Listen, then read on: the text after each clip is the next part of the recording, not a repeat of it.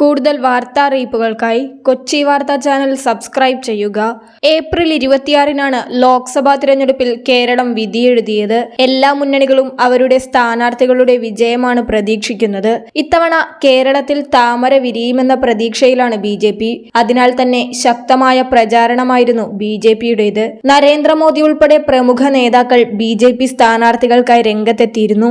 ഇപ്പോഴത്തെ സ്ഥാനാർത്ഥികളുടെ ജയപരാജയവും vote ശതമാനവുമെല്ലാം വിലയിരുത്തിയിരിക്കുകയാണ് BJP.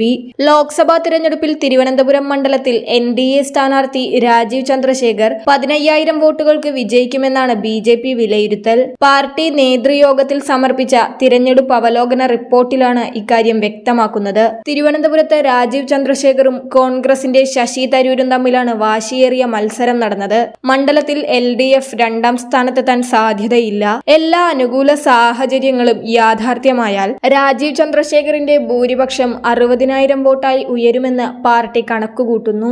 BJP വിജയമുറപ്പിച്ച രണ്ടാമത്തെ മണ്ഡലമായ തൃശൂരിൽ NDA സ്ഥാനാർത്ഥി സുരേഷ് ഗോപി 30,000 വോട്ടുകൾക്ക് വിജയിക്കുമെന്നാണ് വിലയിരുത്തൽ. രാജീവ് ചന്ദ്രശേഖറിനേക്കാൾ സുരേഷ് ഗോപിയുടെ വിജയം ഉറപ്പാണെന്നാണ് BJPയുടെ റിപ്പോർട്ടിൽ സൂചിപ്പിക്കുന്നത്. സുരേഷ് ഗോപിയുടെ ഭൂരിപക്ഷം 1 ലക്ഷം വരെ ആയേക്കാമെന്നും BJP കണക്കുകൂട്ടുന്നു. കരിവന്നൂർ ബാങ്ക് തട്ടിപ്പുമായി ബന്ധപ്പെട്ട സമരം നരേന്ദ്രമോദി പ്രചാരണത്തിനെത്തിയത് ഇതെല്ലാം സുരേഷ് ഗോപിക്ക് അനുകൂലമായ ജനവികാരമുണ്ടാക്കാൻ സഹായിച്ചുവെന്നാണ് വിലയിരുത്തൽ. BJP ഏറെ പ്രതീക്ഷ പുലർത്തുന്ന മറ്റൊരു മണ്ഡലമാണ് പത്തനംതിട്ട. ക്രിസ്ത്യൻ ന്യൂനപക്ഷ വോട്ടുകൾ മണ്ഡലത്തിൽ BJPക്ക് അനുകൂലമായി വീണിട്ടുണ്ടെന്നാണ് അവലോകന റിപ്പോർട്ടിലെ വിലയിരുത്തൽ. പത്തനംതിട്ടയിൽ ക്രിസ്ത്യൻ വോട്ടുകൾ ആകർഷിക്കുന്നതിൽ NDA സ്ഥാനാർത്ഥി അനിൽ ആന്റണി വിജയിച്ചതായി BJP വിലയിരുത്തുന്നു. 2019-ൽ NDA സ്ഥാനാർത്ഥി K സുരേന്ദ്രൻ 70,000 ക്രിസ്ത്യൻ വോട്ടുകളാണ് നേടിയത്. എന്നാൽ ഇത്തവണ അനിൽ ആന്റണി ഇതിനു പുറമെ 60,000 ക്രിസ്ത്യൻ വോട്ടുകൾ കൂടി നേടുമെന്നും BJP റിപ്പോർട്ടിൽ സൂചിപ്പിക്കുന്നു. പാർട്ടി മികച്ച സാധ്യത കൽപ്പിക്കുന്ന